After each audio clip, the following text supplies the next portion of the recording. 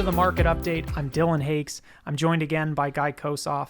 Guy, we've had a very strong market. Last time we did a video, we talked about the strength of the market that closed the year out. We started the year very strong. That strength has continued. We've had a small pullback in the last few weeks. What's going on in the market? So, we see a lot of volatility. It's because of the inflation data that recently came up, especially this week. We had the March CPI data that came a little bit hotter than expected. We're still at 3.5% annual rate for headline and 3.8% for core, which is significantly below the highs that we had in 2022. But it also shifted the way the market is pricing Fed cuts this year. And the market is now expecting closer to 2 cuts than 4 before this print came out. On the positive side, PPI, which is the producer final demand inflation index, came at 2.1%. And it gives you optimism, on the direction of inflation, because this is a good proxy of where inflation will be. At the end of the day, it's what the producers are paying and what they're able to pass through to customers. So we are pretty optimistic about that. So you hit on the idea that the Fed, the amount of expected rate cuts has been cut since the most recent inflation data. You mentioned that we were at 4, 5, 6 had been projected starting the year. We're now down to 2. Are we going to get rate cuts this year? Is that actually going to happen? Is that something that we have built into our expectations? I think we will get rate cuts, although all speakers for the Federal Reserve come out a little bit more hawkish lately, but they're still indicating their intention to cut this year. So I think we will see something like that. Another thing that is also impacting the market right now is oil. Oil touches, again, $90 a barrel. That's something that's going to impact headline inflation.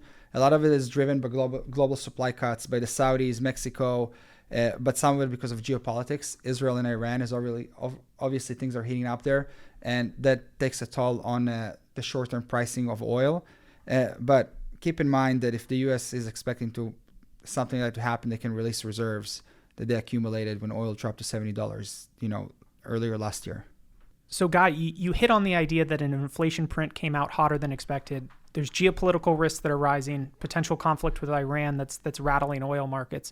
Why are markets, we mentioned there was a pullback, but it's pretty insignificant in the grander scale of how well markets have done this year. Why have we not seen a greater pullback in markets? Why are they holding up so well? Yeah, you're absolutely correct. I mean, one of the reasons is that GDP growth is relatively strong. It's better than potential. The GDP Fed Now model that is produced by the Atlanta Fed is expecting Q1 growth of 2.5%.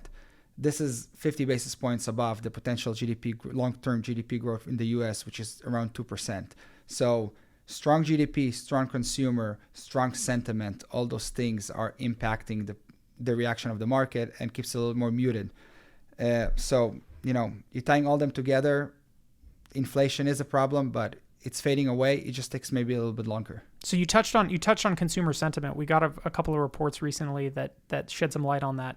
Talk to us about where the state of the consumer is. Right. So, we're getting this Michigan Consumer Sentiment Report, and it's pretty sticky right now, right? The range is very tight. It's ranging between 77 to 80, which is a score that they're getting. It's a diffusion type index. We're not going to dive into the details there, but I think the main point is that consumers are saying they are going to wait with their judgment because they know it's an election year and a lot can happen in an election year. And the other element, a lot of them are voicing frustration with how long it takes to reduce inflation to the normal 2% level. But it still remains pretty high. Current conditions, look pretty good. People are optimistic. So overall, it is a positive momentum in terms of sentiment and spending for the consumers.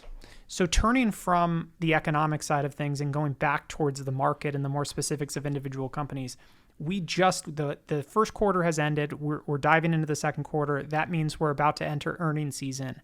We've already heard from a few large companies already this week. What have we heard so far? Yeah, so the first to report always the big banks. So the big banks came out, reported very good earnings, beat expectations on sales and earnings per share numbers. And they all came out pretty optimistic. They're talking about 70 to 80% chance of soft landing.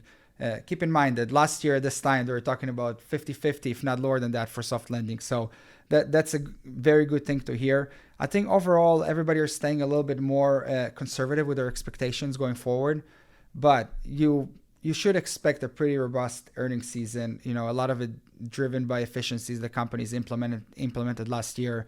And I think rates are, yes, they are high, but when you take a bigger picture historical level, they're not extreme as they were in the 70s. I think I agree. The other thing that I want to hit on, which is that in the last video for most of the year, there's been a lot of talk about AI that's driven by a handful of chip manufacturers as well as large cap tech companies. What are you looking forward to in this earnings season as far as what we're going to hear from these companies and whether they're going to continue sort of the momentum that we saw last quarter? Yeah, I mean, we want to see efficiencies. We want to see actually a roadmap of how they're going to implement those AI conversations that we're talking about, how it's going to impact their business, to have some trajectory where this is going. And also, I think what we're noticing here that it's broadening out, right? If at the beginning it was very concentrated in a few technology companies and chips, now we see this broadening out to industrials that have potential to benefit from that. If it's from building data centers or implementing efficiency within their fleet of, manufacturing tractors, whatever it is, and we want to see this continues. We always had this thesis that it's going to touch every point of our lives, and I think we're getting to this time where we want to see how it's going to touch us. So besides just the earnings season, what else are we taking a look at and looking forward to? What are your top sort of things to watch going forward to decide whether this market pullback gets more substantial or whether we get a reacceleration back to the upside? Right. So I mean, the main thing we're watching is obviously earnings. We want to see earning acceleration. We want to see earning growth.